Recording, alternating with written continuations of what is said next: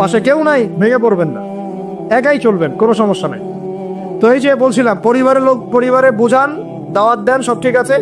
যদি দেখা যায় যে অন ইসলামিক বিষয়ে চলতে ওদের খুব ভালো লাগে, ইসলামিক বিষয় মানতে খুবই আপত্তি, তখন আপনি আপনার রাস্তায় চলেন, তাকে তার রাস্তায় ছেড়ে দেন।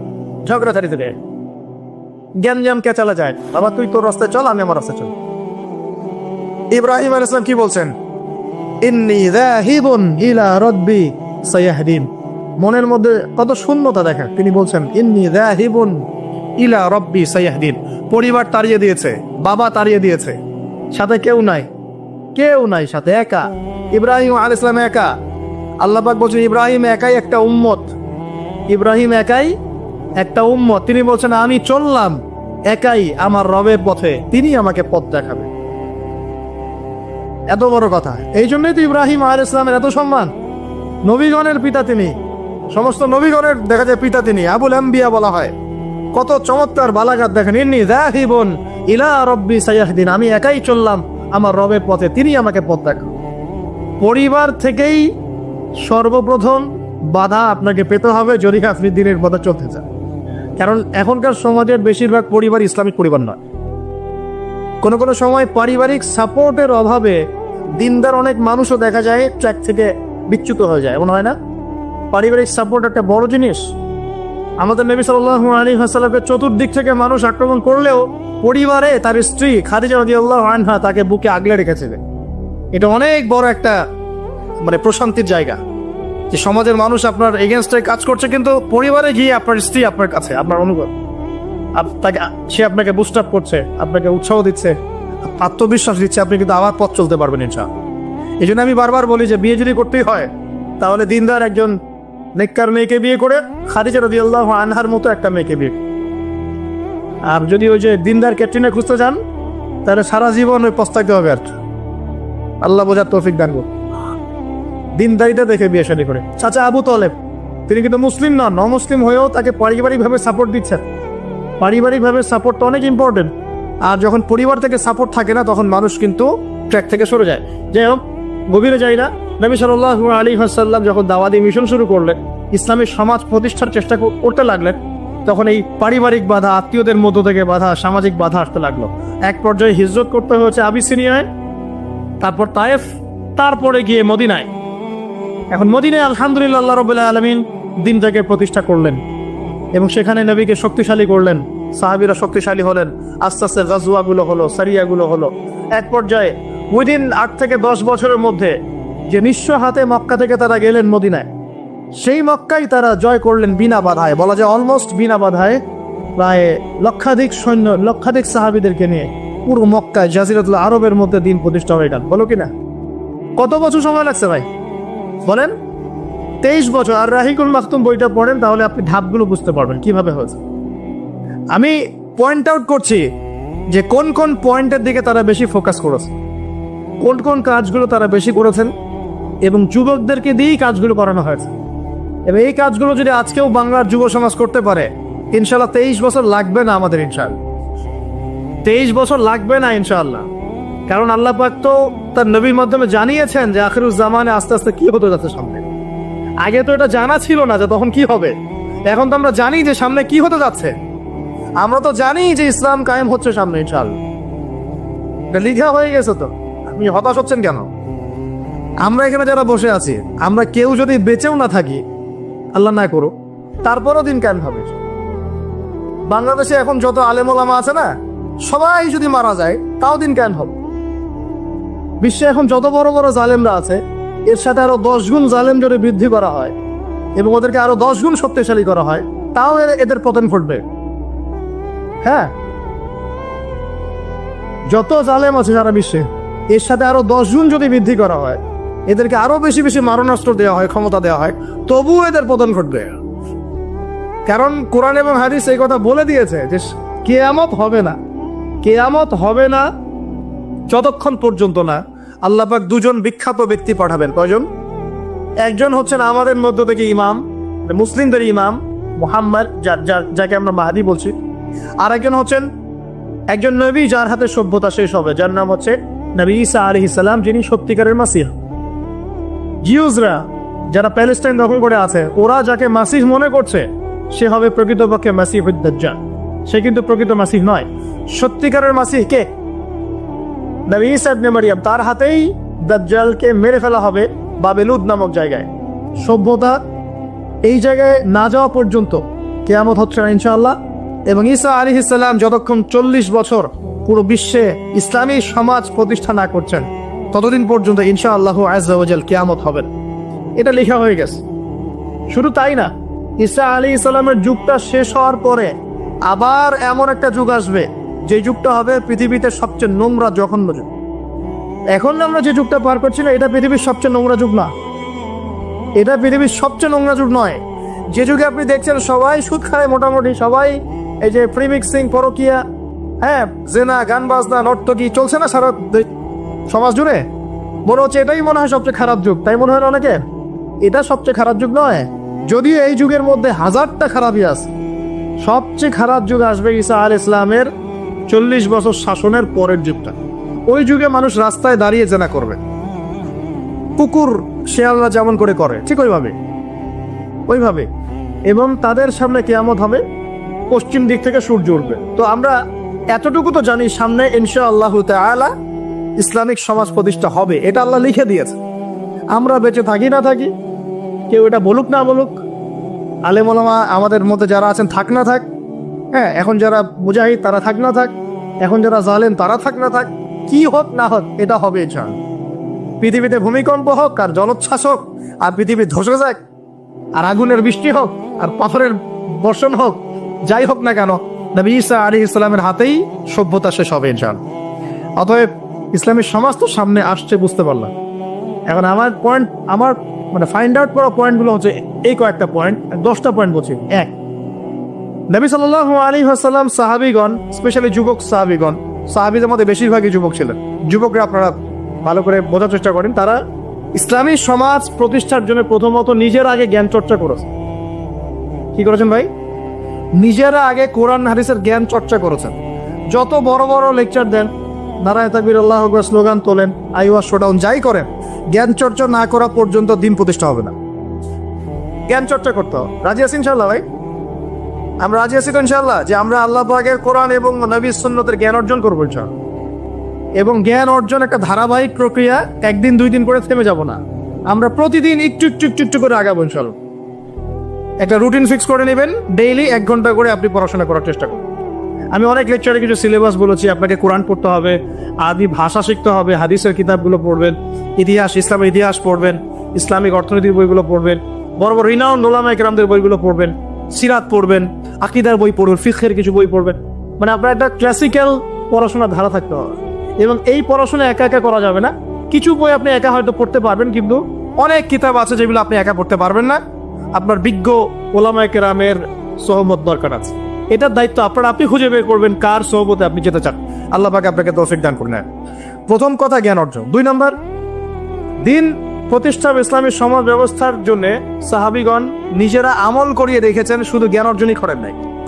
যে জ্ঞান অর্জন করেছিলেন সেটা আমল করে দেখিয়েছেন। যেমন ওমর রাদিয়াল্লাহু আনহু বলতেন যে সূরা বাকারা হিফজ করতে আমার সময় লেগেছে 12 বছর। কত বছর? 12 বছর লেগেছে সূরা বাকারাটাকে আয়ত্ত করতে। কারণ সাহাবীরা যতক্ষণ পর্যন্ত 10টা আয়াত লেসন নিয়েছেন, 10টা আয়াতের উপর আমল না করা পর্যন্ত নতুন করে দাস নিতেন না। বুঝতে পারছেন না?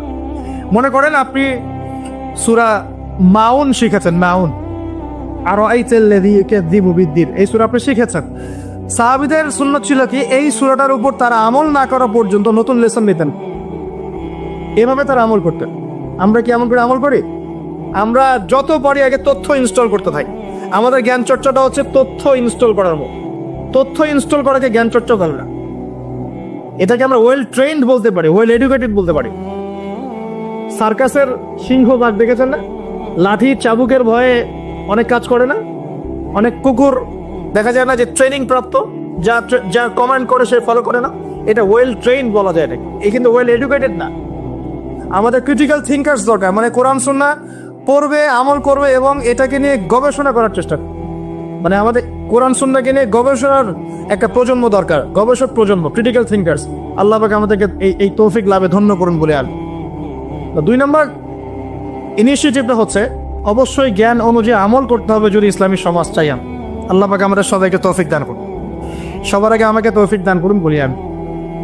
জ্ঞান অনুযায়ী আমল করার জন্য একটা সুন্নত ফলো করলেই হবে, একজন ব্যক্তিকে জাস্ট ফলো করতে হবে। জীবনের প্রতিটা কাজ নবী সাল্লাল্লাহু আলাইহি ওয়াসাল্লামের সুন্নাহ মাফিক করলেই আপনি জানা অনুযায়ী আমল করে ফেলবেন ইনশাআল্লাহ। পারা যাবে তো ইনশাআল্লাহ। আজকে ঘুমানো থেকে শুরু করে দেন, জীবনের প্রতিটা কাজকে ঢেলে সাজান। কাপড় পরা, ঘুমানো, ঘুম থেকে ওঠা, হ্যাঁ, এমনকি বিছানা ঝাড়া, ইস্তেঞ্জা করা, আপনার ব্যবসা বাণিজ্য, শিক্ষা, এভরি সিঙ্গেল সেক্টর ঢেলে সাজানোর চেষ্টা করেন যে নবীর মতো হচ্ছে কি। যদি হয় আলহামদুলিল্লাহ, যদি না হয় তাহলে এখানে আপনার কিছু কাজ করার বাকি আছে। আল্লাহ পাক আমাদের সবাইকে নবী সাল্লাল্লাহু আলাইহি ওয়াসাল্লামের সুন্নাহ মাফিক জীবন গড়ার তৌফিক দান করুন। 3 নম্বর পয়েন্টটা হচ্ছে নবী সাল্লাল্লাহু আলাইহি ওয়াসাল্লাম সাহাবীগণ আদর্শ পরিবার গড়েছিলেন। কি করেছেন ভাই? কারণ পরিবার হচ্ছে একটা সমাজের গঠন একক। আপনি সমাজ নিয়ে কথা বলছেন, তাহলে আগে পরিবার ঠিক করতে হবে বা ঠিক করার চেষ্টা করতে হবে। আমি এটা জানি যে একটা পরিবারের সব সদস্য হয়তো নামাজি নাও হতে পারে। নূহ আলাইহিস সালামের স্ত্রী যখন ঈমান নিয়ে আসে নাই, লূত আলাইহিস সালামের স্ত্রী যখন ঈমান নিয়ে আসে নাই, আদম আলাইহিস সালামের সন্তান কাবিল যখন জাহান্নামে যাচ্ছে, আবার ফিরআউনের ঘর থেকে যেমন আসিয়া জান্নাতে যাচ্ছে, তার মানে পরিবারের সবাই যে একরকম হবে নট নেসেসারি। কিন্তু অ্যাজ এ পরিবারের কর্তা, আপনি পরিবারের guardian, as a guardian of family, আপনাকে আপনার রেসপন্সিবিলিটি তো পালন করতে হবে নাকি? পরিবারে আপনার দায়িত্ব নাই? পর্দা প্রতিষ্ঠা করার দায়িত্ব কার? আপনার। আপনার স্ত্রী পর্দা করে না, এই দায়িত্ব কার? এই জিম্মাদারি কার? আপনার সন্তান যে নামাজ পড়ে না, এই রেসপন্সিবিলিটি কার? পরিবারে যে হারাম ঢুকতেছে রিজিকে, এই দায়িত্ব কার? আল্লাহ পাক, আমি মনে হয় বুঝাতে পেরেছি। অতএব পারিবারিকভাবে আল্লাহ পাক আমাদের সবাইকে যেন ইসলামটা ধরে রাখার তৌফিক দান করেন বলে আমিন। 4 নম্বর হচ্ছে নবী সাল্লাল্লাহু আলাইহি ওয়াসাল্লাম সাহাবীগণ দ্বীনের দাওয়াতি কাজ সবাই আমভাবে করেছে। এমন নয় যে নির্দিষ্ট কিছু সাহাবী দাওয়াতি কাজ করতেন, বাকিরা দাওয়াতি কাজ করতেন না, বিষয়টা কিন্তু এমন ছিল না।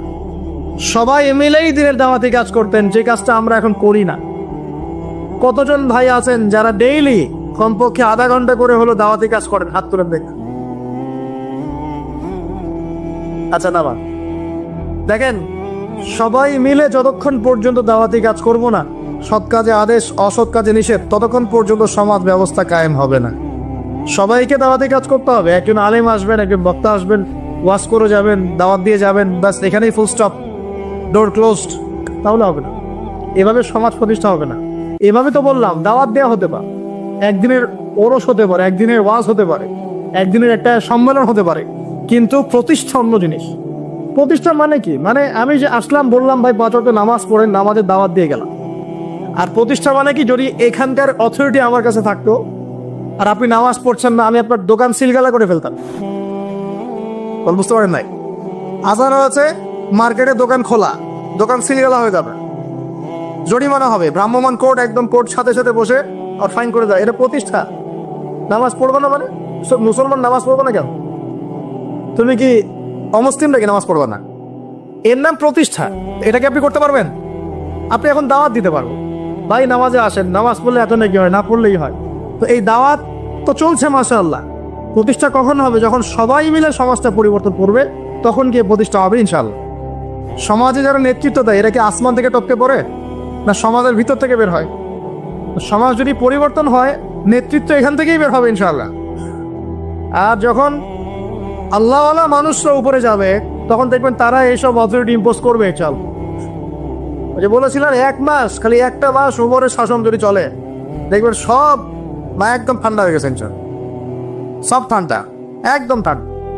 এটা ভেরি মাচ পসিবল। 1 মাস সবলে, 1 মাস উইদিন বন্ধ। উমর রাদিয়াল্লাহু আনহু যদি এখন বেঁচে থাকতেন, মনে করেন কথার কথা বলছে, উমর রাদিয়াল্লাহু আনহু এখন বেঁচে আছেন, তিনি আসলেন পাকিস্তানে, আসলেন সিরিয়াতে, আসলেন, কথার কথা বসকে, এমন তাকে মনে করেন দায়িত্ব দিল জনগণ যে আমিরুল মুমিনিন, আপনি সমাজটা ঠিক করেন। তার কয়দিন লাগবে? কয়দিন লাগবে জানেন?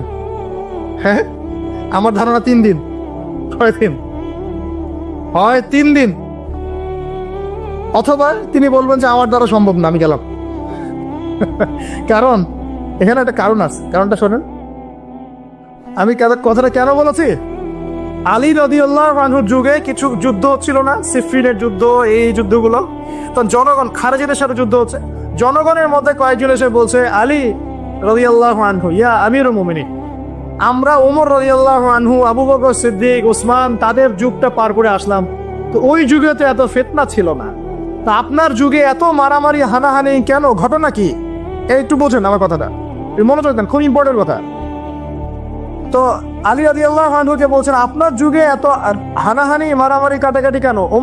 ওমরের যুগে তো এমন ছিল না, আবু বকরের যুগে তো এমন ছিল না, ওসমানের যুগে তো এমন ছিল না। তো আলী ইবনে আবি তালেব, মানে বিচক্ষণ মানুষদের মধ্যে অন্যতম একজন বিচক্ষণ মানুষ, তিনি বলছেন, উত্তর দিচ্ছেন, দেখ কি বিচক্ষণতার উত্তর। তিনি বলছেন, শোনো, আবু বকর ওমরের যুগে আবু বকর ওমর ছিল শাসক আর আমরা ছিলাম জনগণ। আবু বকর ওমরের যুগে আবু বকর ওমর ওসমান ছিল শাসক, আর আমি আলী আর আমার মতো মানুষটা ছিল জনগণ। আর আমার যুগে আমি হচ্ছি শাসক আর তোমরা হচ্ছে আমার জনগণ। কথা বুঝলেন নি? মরে গেছি, বুঝতে পারেন নাই? মানে আলী রাদিয়াল্লাহু আনহুর যুগে যে জনগণরা আছে তারা আবু বকর ওমর রাদিয়াল্লাহু আনহুর যুগের জনগণের মতো নন। এই কারণে আলী রাদিয়াল্লাহু আনহুর সমস্যা ফেস করতে হচ্ছে। তো এটাই বলছিলাম, যখন জনগণ সবাই বলছে আমি সুদ খাবো, সবাই বলছে যে পর্নোগ্রাফি দেওয়া হোক, মদ চলুক, বেপরদামি চলুক, হ্যাঁ জুয়া চলুক, আর আমি বেচারা একা একা বসে যদি বলি না এগুলো সব হারাম, তা আমাকে তো পিঠা এখান থেকে সরাই দিবে, তাই না বিষয়টা? তার মানে সমাজের মানুষকে পরিবর্তন করতে হবে, আল্লাহ পাক এইটা বোঝার তৌফিক। মানুষ যখন পরিবর্তন হবে ইনশাআল্লাহ, তখন দেখবেন এখান থেকেই যোগ্য নেতৃত্ব উঠে আসছে, এভাবেই সমাজটার প্রতিষ্ঠা হবে ইনশাআল্লাহ আযজা ওয়া জাল্লা। আল্লাহ পাক আমাদেরকে তৌফিক এনায়েত করুন। আর কয়েকটা পয়েন্ট আমি একটু থরলি বলে শেষ করছি। 6 নাম্বার, সাহাবীরা কোনোদিনও হারাম খান নাই। কি খান নাই ভাই? মানে অর্থনৈতিক জীবনে কোনোভাবেই হারামে সম্পৃক্ত হওয়া যাবে না যদি ইসলামী সমাজটা, ঠিক আছে ভাই? 7 নাম্বার, অন ইসলামিক কোন সংস্কৃতির আশপাশেও যাওয়া যাবে না। ইসলামী সমাজ চান, অন ইসলামিক সংস্কৃতি পরিপূর্ণভাবে বর্জন করতে হবে। আল্লাহ পাক তৌফিক দেন। 8 নাম্বার, সমাজের একটা বড় অংশ হচ্ছে মেয়ে মানুষ। সমাজের একটা বড় অংশ কি? এদেরকে অ্যাভয়েড করে সমাজে দিন কায়েম হবে। এই মেয়েদের মধ্যে দিনের দাওয়াতি কাজ বাড়াতে হবে এবং মেয়েদেরকে পর্দায় নিয়ে আসতে হবে। এই দায়িত্ব প্রত্যেক পরিবারের কর্তার। পরিবারের কর্তা ঠিক হয়ে যান, সমাজ ঠিক হয়ে যাবেন। চান আপনার মেয়ে বেপর্দায় বের হতে পারবে না, বের হলে ভাত বন্ধ। আপনার স্ত্রী বেপর্দায় চলতে পারবে না, চললে ভাত বন্ধ। যদি বলে আমি বেপর্দায় চলবো, তোমার ভাত খাবো না, সুন্দর মতো বসে তালাক দিয়ে রেখে দিবেন, যাও, ভাত খাওয়ার দরকার নাই, আমার ভাত খাওয়ার দরকার নাই। তোমার বেপর্দায় চলতে খুব ভালো লাগে, যাও চলো, সমস্যা কি? আপনি ঝগড়াঝাড়িতে যাবেন না, দাওয়াত দিবেন, নসিহত করবেন, ওয়াজ করবেন। যদি দেখেন বুঝাইতে বুঝাইতে বুঝাইতে বুঝাইতে কোনোই কাজ হচ্ছে না, ওই যে আসহাবুল কাহফের হেদায়েত আছে, ঠিক আছে বাবা তুমি তোমার রাস্তায় চলো, আমি আমার রাস্তায় আল্লাহর রাস্তায় চললাম। ইব্রাহিম আলাইহিস সালাম কি বলছেন? ইন্নী যাহিবুন ইলা রাব্বি সায়াহদিন। মনের মধ্যে কত শূন্যতা দেখেন, তিনি বলছেন ইন্নী যাহিবুন ইলা রাব্বি সায়াহদিন। পরিবার তাড়িয়ে দিয়েছে, বাবা তাড়িয়ে দিয়েছে, সাথে কেউ নাই, কেউ নাই সাথে, একা। ইব্রাহিম আলাইহিস সালাম একা। আল্লাহ পাক বলছেন ইব্রাহিম একাই একটা উম্মত, ইব্রাহিম একাই একটা উম্মত। তিনি বলছেন আমি চললাম একাই আমার রবের পথে, তিনি আমাকে পথ দেখাবেন। এত বড় কথা। এই জন্যই তো ইব্রাহিম আলাইহিস সালামের এত সম্মান। নবীগণের পিতা তিনি, সমস্ত নবীগণের দেখা যায় পিতা তিনি, আবুল আম্বিয়া বলা হয়। কত চমৎকার বালাগাত দেখেন। ইন্নী যাহিবুন ইলা রাব্বি সায়াহদিন, আমি একাই চললাম আমার রবের পথে, তিনি আমাকে পথ দেখাবেন। পাশে কেউ নাই, ভেঙে পড়বেন না, একাই চলবেন, কোনো সমস্যা নাই। তো এই যে বলছিলাম, পরিবারের লোক পরিবারে বোঝান, দাওয়াত দেন, সব ঠিক আছে। যদি দেখা যায় যে অন ইসলামিক বিষয়ে চলতে ওদের খুব ভালো লাগে, ইসলামিক বিষয় মানতে খুবই আপত্তি, তখন আপনি আপনার রাস্তায় চলেন, তাকে তার রাস্তায় ছুড়ে দেন, ঝগড়া ছাড়িতে পড়েন, জ্ঞান কেচালে যায়। আবার তুই তোর রাস্তায় চল, আমি আমার রাস্তায় চল। তারপরে সন্তান। 9 নম্বর হচ্ছে আমাদের সমাজের একটা বড় অংশ হচ্ছে আমাদের এই যে ছোট ছোট বাচ্চা কাচ্চা সব। আগামী প্রজন্মকে অবশ্যই ইসলামী শিক্ষায় শিক্ষিত করতে হবে, না হলে সমাজ কায়েম করা যাবে। এই দায়িত্ব এখন আপনাদের সবার। আমি শুধু পয়েন্টটা বলে গেলাম। আর সর্বশেষ 10 নম্বর পয়েন্টটা হচ্ছে এই যুব সমাজের চরিত্রটাকে পবিত্র রাখতে হবে। এটা এত গুরুত্ব দিয়ে কেন বললাম? কারণ যুবকরা হচ্ছে সমাজ পরিবর্তনের হাতিয়ার, এবং যুবকদের চরিত্র যদি একবার নষ্ট হয়ে যায়, পর্নোগ্রাফিতে আসক্ত হয়ে যায়, বা মাদকে আসক্ত হয়ে যায়, বা মেয়ের পিছনে যদি সময় নষ্ট করা শুরু করে, হ্যাঁ, এই যে গুন্ডাগার্দি করে, এই যে পাবজিটা দিয়ে, ফ্রি ফায়ার, হাবিজাবি এগুলোর মধ্যে ঢুকে পড়ে, ও ওর লক্ষ্য থেকে বিচ্যুত হয়ে যাবে। তখন এই সমাজটাকে দিয়ে আপনি আসলে কোনো কাজ নিতে পারবেন না। এই কারণে এদেরকে একটা আধ্যাত্মিক প্রশিক্ষণের মধ্যে নিয়ে আসতে হবে। নামাজ, তিলাওয়াত, জিকির, হ্যাঁ, আলেম ওলামা সহবত, ধারাবাহিকতা রক্ষা করা, প্রয়োজনে ভালো কিছু সামাজিক কাজের মধ্যে তাদেরকে নিয়োজিত রেখে তাদের এই যৌবনটাকে আল্লাহর পথে কাটিয়ে দেওয়ার প্রয়াস নেওয়ার চেষ্টা করতে হবে। আল্লাহ পাক আমাদের সবাইকে এই তৌফিক দান করুন, আমিন। আর যুবক ভাইদেরকে বলবো যে চরিত্রই সবচেয়ে ইম্পর্টেন্ট জিনিস আপনার এখন এই জীবনটার। চরিত্র যদি নষ্ট হয়ে যায়, আপনি কোনো অবস্থাতেই আল্লাহর কাছে পার পাবেন না।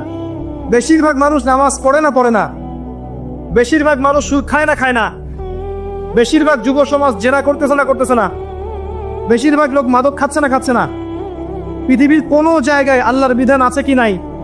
দুই একটা জায়গায় আছে, আই ওয়াশ, শোডাউন। বেশিরভাগ নারী পর্দায় চলে না, বেশিরভাগ মানুষ রোজা রাখে না, বেশিরভাগ মানুষ যাকাত দেয় কি দেয় না। তাহলে ইবলিসে বললো আপনি বেশিরভাগকেই শুকরগুজার পাবেন না। বেশিরভাগ মানুষ পরকালের স্বার্থে কাজ করে না, দুনিয়ার স্বার্থে কাজ করে। কতজন মানুষ আল্লাহ পাকের দ্বীনটাকে প্রচার প্রতিষ্ঠার কথা বলে বা কোরআন সুন্নাহর কথাগুলো মেনে চলে? কতজন মানুষ? বেশিরভাগ লোক মেনে চলে। তাহলে ইবলিস কি সফল না ব্যর্থ? ইবলিসের চ্যালেঞ্জ কি সফল না ব্যর্থ? ইবলিসের কথা সে কিন্তু অক্ষরে পালন করেছে। আর ইবলিসকে আল্লাহ পাক কেন পৃথিবীতে দিয়েছেন? আমাদেরকে পরীক্ষা করার জন্য, যেন আমরা এই সরল পথ থেকে বিচ্যুত না হই। সামনে যান, আরো কঠিন কথা আছে। আল্লাহ পাক বলছেন এখান থেকে বের হয়ে যাও, একদম অপদস্থ লাঞ্ছিত হয়ে এখান থেকে বের হয়ে যাও। তুমি তো চ্যালেঞ্জ করলো আমাকে, ঠিক আছে, কিন্তু যে ব্যক্তি যেই তোমার অনুসরণ করবে, আল্লাহ পাকের কথা শোনেন, যেই তোমার অনুসরণ করবে,